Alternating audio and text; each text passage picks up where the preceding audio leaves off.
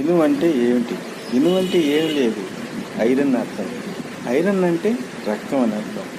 అయితే ఈ ఐరన్ లోపం అనేది మన భారతదేశంలో 80% ఈ ఐరన్తోనే బాధపడుతున్నారు.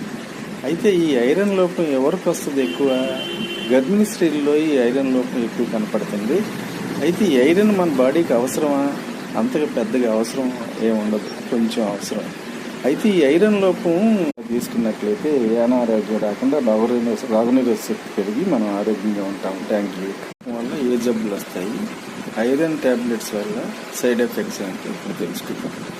ఐరన్ లోపం వల్ల మనకి గుండె దడ వస్తుంది, ఆయాసం వస్తుంది, ఆకలి పోయిద్ది, మరి బాగా నీరసం ఉంటుంది, తలతిప్పి వస్తూ ఉంటుంది, మరి కాళ్ళు చేతులు వణుకుతూ ఉంటాయి, ఆకలి అనేది లేకుండా పోయింది. అందుకని మనం ఐరన్ ట్యాబ్లెట్స్ బాగా వేసుకొని ఆహారం బాగా తీసుకుంటే ఐరన్